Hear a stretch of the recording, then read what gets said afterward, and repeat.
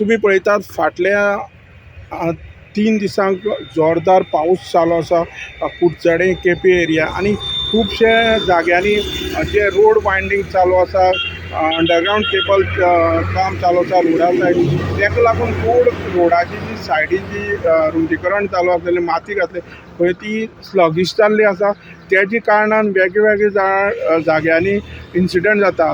एक टाकी शिवनगर हांगा सद्याक एक बस सायडीन गेल्ल्यान तेजे दोनूय टायर स्ट्रक जावन उरले आसा। तेजें मुख्य कारण म्हणल्यार जी माती आशिल्ली ती स्लगिश आसल्यान ती मातयेक ती ट्रॅप जावन आसा।